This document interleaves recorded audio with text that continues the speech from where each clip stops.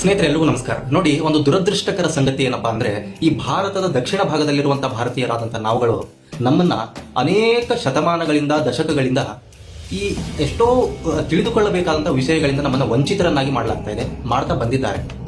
ಈಗ ಅದು ಒಂದು ಸ್ವಲ್ಪ ಹಿನ್ನೆಲೆಗೆ ಸರಿತಾ ಇದೆ, ಆದರೆ ಅದು ಮುಂದುವರೆದಿದೆ ಇದೇ ರೀತಿ. ಅಂಥದ್ದೇ ಒಂದು ವಿಷಯವನ್ನು ನಮ್ಮಿಂದ ಮುಚ್ಚಿಟ್ಟಂತ ವಿಷಯ ಅಥವಾ ನಮ್ಮ ತಲೆಗೆ ನಮ್ಮ ಕಿವಿಗೆ ಬೀಳದೇ ಇರುವಂತ ಮಾಡಿದಂಥ ಒಂದು ವಿಷಯ ಅಂದ್ರೆ ಧಾರ್, ಮಧ್ಯಪ್ರದೇಶದ ಧಾರ್ನಲ್ಲಿರ್ತಕ್ಕಂಥ ಈ ಒಂದು ಭೋಜ ಶಾಲೆಯ ವಿವಾದದ ಕುರಿತು. ಈ ಬಗ್ಗೆ ಎಷ್ಟು ಜನರಿಗೆ ಗೊತ್ತು ಕರ್ನಾಟಕದಲ್ಲಿ ಅನ್ನುವಂಥದ್ದು ನನಗೆ ಇವತ್ತಿಗೂ ಪ್ರಶ್ನೆನೆ. ಅದು ಪೇಪರಲ್ಲಿ ಬಂದಾಗ, ಟಿವಿಯಲ್ಲಿ ನ್ಯೂಸ್ನಲ್ಲಿ ಬಂದಾಗ ನಮಗೆ ಒಂದು ಸ್ವಲ್ಪ ಗೊತ್ತಾಗುತ್ತೆ, ನೋಡ್ತೀವಿ, ಮರ್ತು ಬಿಡ್ತೀವಿ. ಆದರೆ ಅಯೋಧ್ಯೆಯಷ್ಟೇ ಪ್ರಾಮುಖ್ಯತೆ ಇದಕ್ಕೂ ಇದೆ ಅನ್ನುವಂಥದ್ದನ್ನು ನಾವು ಮರಿಬಾರ್ದು. ನೋಡಿ, ನಿನ್ನೆ ಇದರ ಒಂದು ತೀರ್ಪು ಬಂದಿದೆ. ಹಿಂದೂಗಳಿಗೆ ಮಗದೊಮ್ಮೆ ಐತಿಹಾಸಿಕ ಜಯ ಸಿಕ್ಕಿದೆ.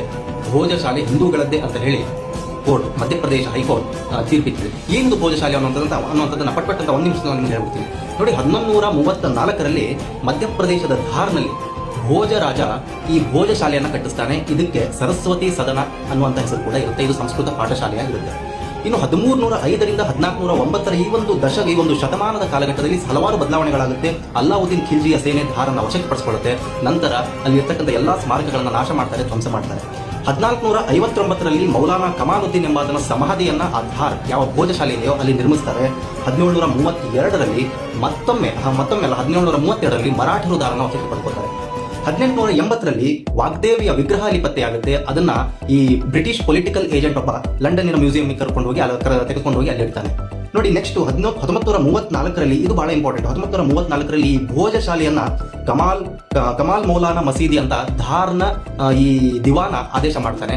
ಅಲ್ಲಿಂದ ಇದು ಒಂದು ಸ್ವಲ್ಪ ತೀವ್ರವಾಗುತ್ತೆ ವಿವಾದ.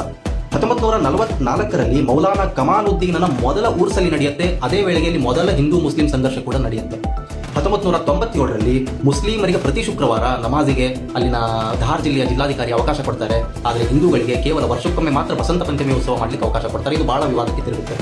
2003ರಲ್ಲಿ ಹಿಂದೂ ಮುಸ್ಲಿಂ ಸಂಘರ್ಷ ಮತ್ತೆ ಆಗುತ್ತೆ. ಅದೇ ವರ್ಷ 2003ರಲ್ಲಿ ಏಪ್ರಿಲ್ನಲ್ಲಿ ಮುಸ್ಲಿಮರಿಗೆ ಶುಕ್ರವಾರ ನಮಾಜು, ಹಿಂದೂಗಳಿಗೆ ಮಂಗಳವಾರ ಪ್ರೇಯರ್ ಮಾಡಲಿಕ್ಕೆ ಅಂತ ಹೇಳಿ ASI ಪುರಾತತ್ವ ಇಲಾಖೆ ಒಂದು ಆದೇಶವನ್ನು ಹೊರಡಿಸುತ್ತೆ.